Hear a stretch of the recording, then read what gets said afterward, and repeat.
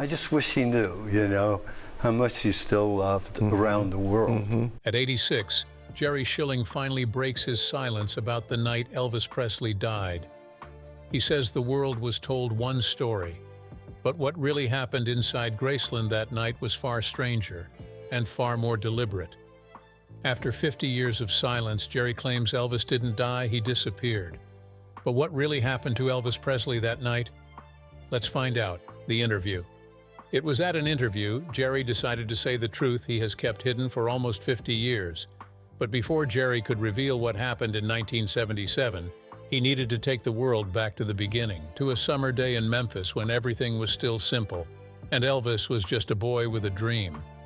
Jerry was just a local kid, hanging around the neighborhood looking for something to do. That's when he met Elvis. Elvis wasn't famous yet. He was shy, almost awkward. He had a smile that made people feel comfortable. And he always had that guitar with him, borrowed from a friend because he couldn't afford his own. Their friendship began quickly and naturally. They both came from humble homes. They both loved music. They both dreamed of something bigger, though neither of them really knew what that meant yet. Those early days remained crystal clear in Jerry's memory. Midnight drives through empty Memphis streets, windows down, radio playing old blues records. Conversations about girls, about life, about whether fame would ever find them. Elvis used to joke that if he ever got famous, he would buy Jerry a Cadillac. Then everything changed. Elvis's career exploded overnight. One day he was singing in small clubs. The next he was on television and girls were screaming his name. The world went crazy for him. And Jerry was pulled into that world too, becoming part of what they called the Memphis Mafia, Elvis's close circle of friends and bodyguards.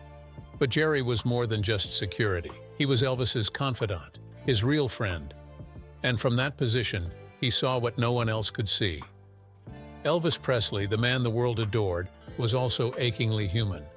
He was desperate to love and be loved, not as Elvis the icon, but as a person with a beating heart. Jerry describes those long nights at Graceland, Elvis's famous mansion. The house was always full of people, music, and laughter, but underneath it all lived a profound loneliness. Elvis was surrounded by crowds but felt utterly alone. The pressure of being Elvis Presley crushed him slowly. Every move he made was watched, every word analyzed. He couldn't go anywhere without being mobbed. He couldn't trust anyone new. He became a prisoner of his own fame. Jerry remembers private moments that broke his heart.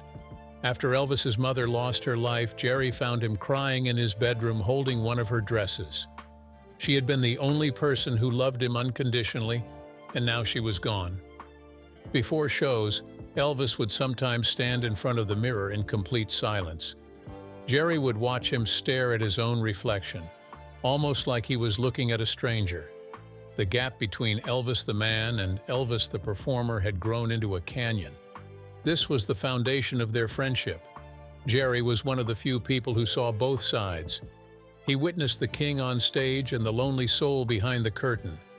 He understood that Elvis was slowly dying inside while the world demanded more performances, more smiles, more perfection. And it was that suffocating loneliness, that desperate hunger for escape, that would eventually lead to the decision that changed everything. The decline of Elvis Presley. By late 1976, everything was falling apart. Elvis had gained weight. His body moved slower. His eyes looked distant and tired. The painkillers had become constant companions, along with diet pills and sleeping medication. The cycle never stopped. Pills to wake up, pills to perform, pills to sleep, pills to numb the pain. His hands shook, his speech slurred. The man who once moved like lightning on stage now struggled to get through a single song. Colonel Tom Parker kept pushing him to perform. More shows, more cities, more money. The schedule was relentless, and Elvis's body couldn't keep up anymore. Every performance took more out of him than the last. He forgot his lyrics. He stumbled. He sweated through his jumpsuits. But Parker didn't care. The money kept flowing, and that was all that mattered. At this time, Priscilla was gone. The divorce had been finalized years earlier, and though they remained civil, the loss still haunted him. He would sit alone at night looking at old photographs of happier times. Lisa Marie visited when she could, but Elvis felt like he was watching his own life through a window. He was there, but not really present, detached from everything and everyone. He tried to be a father, but the pills made him forgetful. Sometimes he didn't recognize his own daughter's voice on the phone. Jerry recalls moments from that period that now seem like warnings. Small comments that didn't mean much at the time but carry enormous weight in hindsight. They were breadcrumbs leading to an inevitable end. Elvis would sit in the jungle room at Graceland staring at nothing and mention wanting a new life somewhere quiet. Somewhere no one knew his name. He talked about disappearing into the mountains or living on a beach where he could just be a regular person. He fantasized about working in a hardware store or fixing cars. Simple work, anonymous work, peaceful work.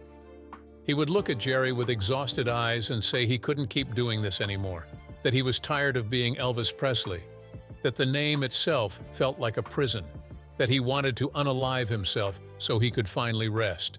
But then he would correct himself. Not unalive, exactly. Just stop being Elvis. There were also whispered phone calls with someone Jerry didn't recognize. A federal contact, Elvis had explained vaguely. Something about threats tied to money laundering through show promoters. People who moved cash through his concerts. People who might want him silenced. Elvis mentioned the mafia, underground operations, money trails that led to dangerous men who didn't forgive debts or loose ends. Elvis became paranoid during those final months.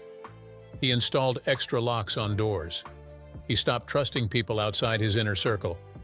He carried guns everywhere in his waistband, under his pillow, in his car. He would lock himself in his bedroom for hours, refusing to come out even when friends knocked. Sometimes Jerry would hear him talking to himself through the door, arguing with invisible enemies. The mansion that once buzzed with life and laughter now felt like a mausoleum, empty, cold, waiting for something to end. The parties stopped, the music quieted. Even the Memphis Mafia grew tired of watching their friend destroy himself. Some left, some stayed out of obligation, but everyone knew the end was coming. One night, Elvis sat with Jerry in the dim light of the living room. The television played silently in the background. Elvis stared at it without really watching. His face looked older than his 42 years, worn down, defeated. He asked Jerry a question that seemed impossible at the time. What if he just walked away? What if Elvis Presley simply disappeared? No more tours, no more cameras, no more Presley. Just him, the man beneath the legend. A new name, a new face, a new life. Jerry had laughed nervously, thinking it was another one of Elvis's late-night fantasies, the kind of talk that came when the pills kicked in and reality blurred. But Elvis didn't laugh. He just nodded slowly, as if Jerry's reaction had confirmed something he already knew, as if the plan was already in motion, and Jerry was just catching up. And then came the night that would change everything. The night the world believes Elvis Presley disappeared, but Jerry Schilling knows something entirely different happened. The night he disappeared, August 15, 1977 at 11:30 p.m. Elvis was restless. He paced through the halls of Graceland, moving from room to room like a ghost in his own home. His footsteps echoed on the marble floors. Jerry watched him closely. Something felt different. There was an energy in the air, nervous, electric, final. Elvis kept checking his watch, glancing toward the windows, listening for sounds that weren't there. Ginger Alden, Elvis's girlfriend, had already gone to bed. She was tired and didn't want to stay up for another one of Elvis's sleepless nights. Elvis didn't seem to mind. He actually seemed relieved when she left. He insisted on playing gospel records, the music filling the empty spaces of the mansion, songs about heaven, about peace, about going home. He reviewed flight plans to Portland, a show scheduled in the coming days that would supposedly be his next stop. He spread the papers across the table, pointing at departure times and hotel arrangements, but his eyes never focused on the details. It was all a performance. Jerry sensed it was a cover story, something to make everything look normal. At 12:45, a .m, Elvis stopped pacing. He stood perfectly still in the middle of the music room. He turned to Jerry with a look that would haunt him forever. It was calm, certain, almost relieved. There was no fear in his eyes, only peace. the kind of peace that comes when a decision has finally been made. He told Jerry that if anything happened, he would know where to find him. The words hung in the air like smoke. They didn't make sense at the time, but Jerry felt their weight pressing down on his chest. Something was about to happen, something planned, something irreversible. Elvis hugged him, not the casual shoulder pat they usually shared, but a real embrace, tight, long, like goodbye. Early morning. Elvis went upstairs. Jerry expected him to sleep, but sleep rarely came easy for Elvis anymore. The house grew quiet, too quiet. Jerry sat in the living room, unable to shake the feeling that something was wrong. Dr. Nick, Elvis's personal physician, arrived at Graceland unusually early. Jerry found this odd. There was no emergency, no call for help, no middle-of-the-night crisis. Yet there he was, walking through the front door with his medical bag as if he'd been summoned. Two of the security guys, Sonny and Red, were suddenly sent on errands. Routine tasks that pulled them away from the house at a strange hour. One was told to pick up prescriptions. The other was sent to check on something at the gate. Small tasks that normally could wait. But they left immediately without question. Jerry noticed but said nothing. Loyalty meant trusting Elvis, even when things didn't add up. The next time Jerry heard Elvis's name, it came with a scream. Ginger's voice tore through the mansion. She had found him on the bathroom floor, unconscious, not breathing, face down on the carpet. Chaos erupted instantly. People ran through the halls, voices shouted, phones rang, footsteps pounded on the stairs. But Jerry noticed something strange in the chaos. No paramedics were called immediately. Minutes passed, precious, critical minutes before anyone dialed for help. People stood around frozen as if waiting for instructions. The body was moved before the police arrived, lifted, repositioned. People touched things, rearranged things. It felt orchestrated, rehearsed. Dr. Nick seemed too calm. His face showed no panic, no shock, no desperate attempts at revival. He checked for a pulse with mechanical precision, made a phone call, spoke in low tones. He moved through the scene like someone following a script he'd already memorized. The ambulance finally arrived. Paramedics rushed upstairs. They worked on the body, chest compressions, oxygen. But their movements seemed slow, almost casual, as if they already knew the outcome. By 3 p.m., news outlets across the country announced that Elvis Presley was dead. The king was gone. Cardiac arrest, bathroom floor, Graceland. The story spread like wildfire. Fans gathered outside the mansion gates, weeping and holding candles. Radio stations played his songs on repeat. The world mourned. But Jerry stood in that mansion and felt something twist inside him, something wrong, something off. He had seen Elvis the night before, touched his shoulder, looked into his eyes. He knew that face better than his own, and what lay on that bathroom floor wasn't right. The sideburns were slightly off, too high, too thin. The jawline looked different, softer, less defined. The weight distribution didn't match. Elvis had been heavy, yes, but this body seemed bloated in the wrong places. Jerry stared at the body being carried out on a stretcher covered with a white sheet. His mind screamed what his mouth couldn't say. Every instinct told him something was terribly wrong. The timeline didn't make sense. The reactions didn't make sense. The body didn't make sense. That wasn't Elvis. The thought hit him like a punch to the stomach. He looked around at the faces of the Memphis Mafia, some crying, some stone-faced, some avoiding eye contact entirely. Who else knew? Who else was part of this? Jerry's hands trembled. His heart raced. He wanted to scream, to stop the ambulance, to demand answers, but something held him back. Fear, loyalty, the memory of Elvis's final words, "You'll know where to find me." And in that moment, Jerry Schilling realized he was part of something far bigger and darker than he ever imagined, a deception that would haunt him for 50 years, and a secret that would demand his silence. The truth revealed. Days after the funeral, when the media circus had finally begun to quiet and the crowds outside Graceland had thinned, Jerry received an unexpected phone call. It was Vernon Presley, Elvis's father. His voice was low and strained. He asked Jerry to come back to the mansion late that night, alone. Tell no one.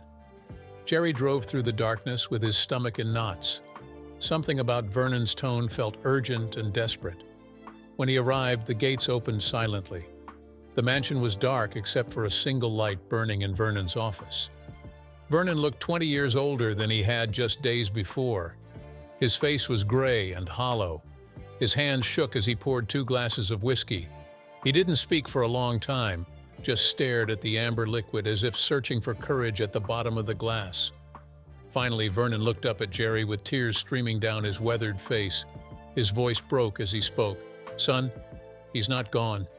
It was the only way to save him." The words hung in the air like smoke.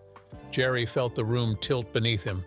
Vernon explained everything through choked sobs and long silences. Elvis's death had been staged, carefully planned weeks in advance. It wasn't a spontaneous decision born from desperation, but a calculated escape route that had taken months to arrange. Elvis had been under enormous pressure from multiple directions. The Colonel demanded more performances despite his deteriorating health. Criminal organizations threatened him over what he knew about their operations in Las Vegas. The IRS is investigating his finances, prescription medicine charges looming, debts piling higher than Graceland's columns. He was drowning and saw no way out except to disappear completely. A body double had been found, a terminally ill man with a similar build and facial structure who had only weeks left to live anyway. His family had been compensated handsomely. Trusted insiders were brought into the plan one by one. Dr. Nick to handle the medical paperwork and death certificate. 2 loyal security men to manage the physical logistics of the switch. Vernon himself to coordinate communications and money. The morning of August 16 had been orchestrated like a military operation. Timing precise, roles assigned. Everyone knowing their part except the outside world and most of the people inside Graceland itself. Jerry sat frozen, his mind reeling, stunned, angry, heartbroken, betrayed. Why didn't Elvis tell him? Why was he left in the dark while others were brought into the conspiracy? The questions burned in his throat. Vernon answered before Jerry could ask. "Elvis didn't tell you the full truth because he was protecting you." Plausible deniability. If investigators came asking questions, if federal agents or criminals started digging, Jerry could honestly say he didn't know anything. His grief would be real, his shock genuine. He couldn't accidentally reveal what he didn't know.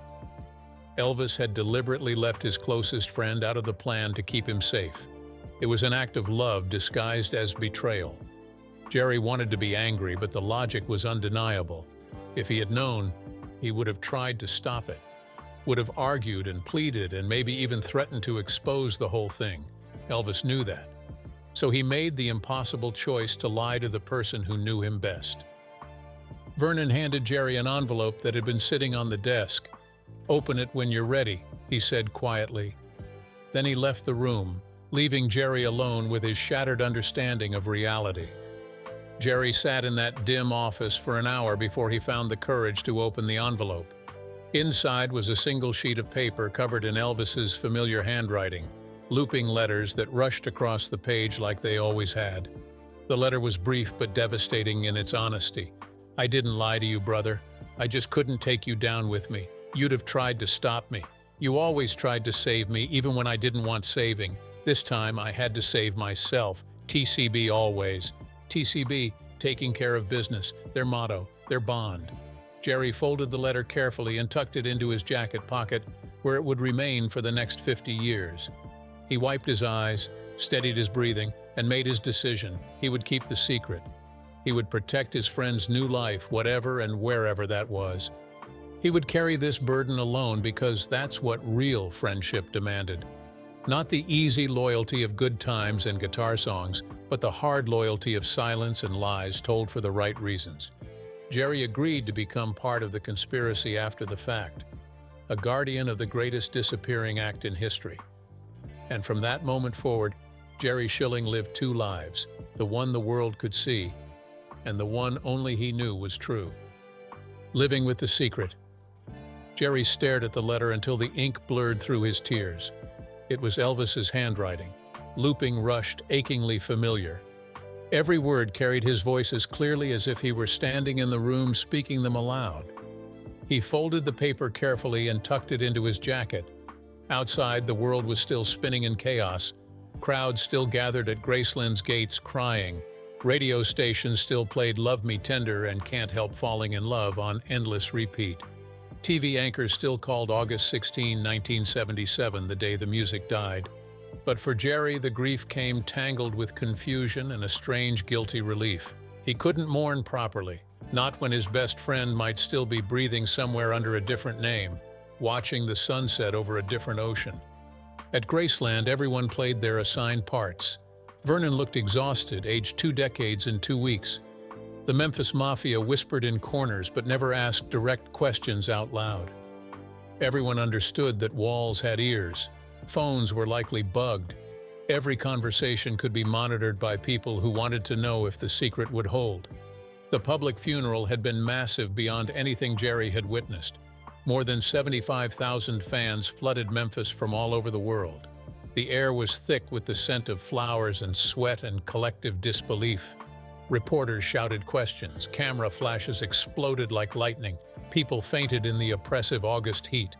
The grief was real and raw and overwhelming even for those who knew it was built on a carefully constructed lie. When Jerry stepped up to the open casket during the viewing, his knees almost buckled beneath him.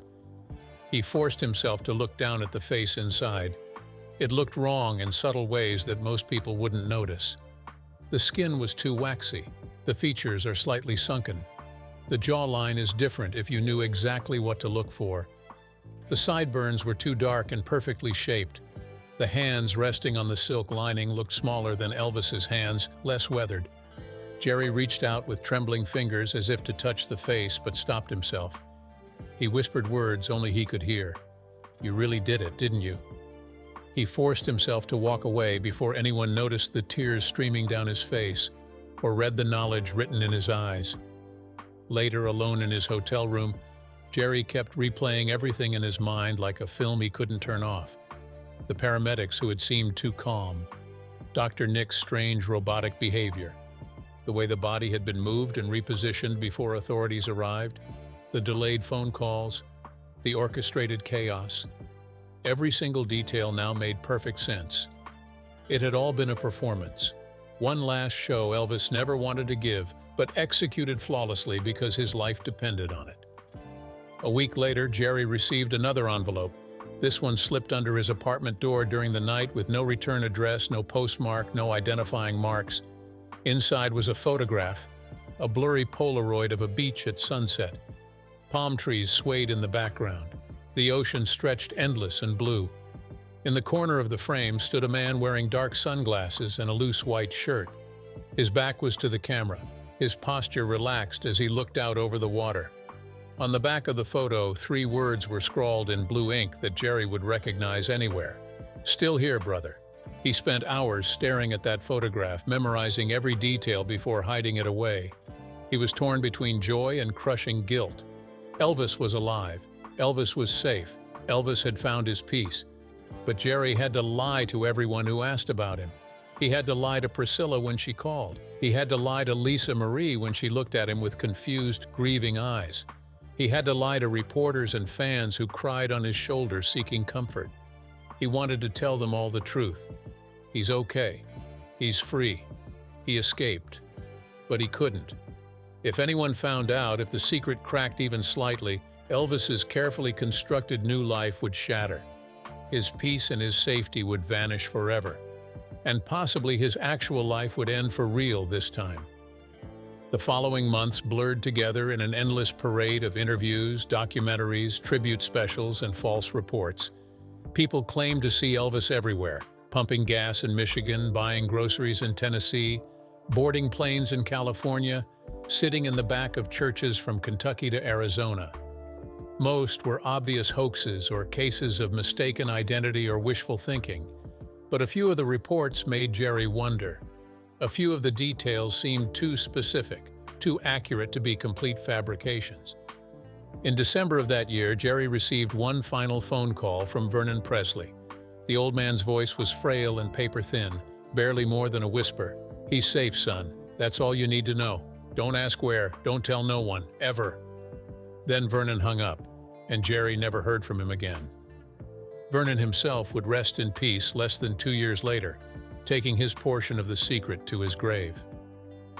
Every Christmas afterward for the next 50 years, Jerry would light a candle next to the framed photograph of Elvis that sat on his piano.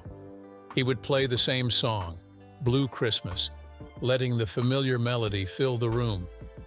Then he would sit in silence afterward, sometimes smiling at memories of better days, sometimes crying for the friend he could never see again. He often wondered during those quiet moments if Elvis ever watched the news reports about himself. Did he see the tributes and anniversaries and endless speculation? Did he hear the rumors that he was still alive? Did he ever think about coming back, revealing himself, reclaiming his throne? Or had he finally found the peace that had eluded him for so long, living as an ordinary man instead of an impossible legend? Jerry closes his eyes in the present-day interview, back in that Los Angeles living room surrounded by 50 years of memories. His voice cracks with emotion as he speaks the final truth he's come to understand. People say Elvis left the building that night. I say he finally found the door. He pauses, overcome by the weight of it all. A single tear traces down his weathered cheek, and I helped him walk through it.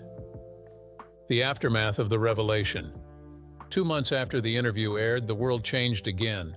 CBS released the full interview completely uncut and uncensored. The world seemed to freeze in that moment.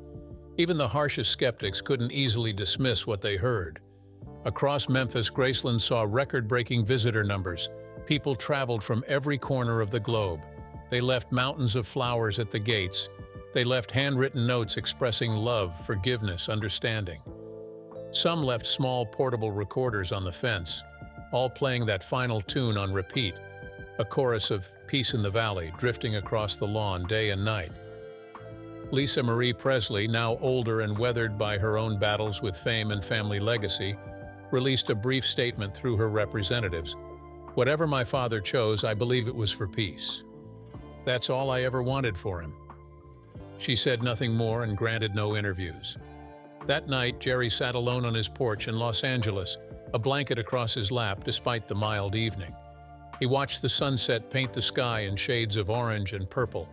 He felt no regret about what he had revealed, only a profound relief, like setting down a weight he had carried for so long that he'd forgotten what it felt like to stand up straight. The world continued to argue furiously online and on television. Was the tape authentic or carefully edited? Was Jerry telling the truth or lost in delusion? Had Elvis really escaped, or was this just another conspiracy theory born from desperate hope? The debates raged on without resolution, but Jerry felt calm for the first time in decades, peaceful, complete. He whispered into the evening air, speaking to someone who might be listening from very far away. "We did it, brother. We made it to the end." 3 weeks after the full documentary aired worldwide, watched by over 200 million people across every continent, Jerry received an unmarked package at his Los Angeles home. No return address, no postage stamp, just his name written in careful block letters on plain brown paper. Inside the package was a single photograph, a recent one judging by the digital quality. It showed an elderly man sitting on a wooden bench overlooking the ocean. His face was turned away from the camera, but his posture was achingly familiar. On the back of the photo, written in that same looping blue ink Jerry had carried in his memory for 50 years, were 4 simple words. "Still here, brother. TCB." Jerry held the photograph with trembling hands. Tears streamed down his weathered face. He looked at it for a long time, memorizing every detail before carefully placing it in the drawer of his bedside table next to the TCB ring Elvis had given him decades ago.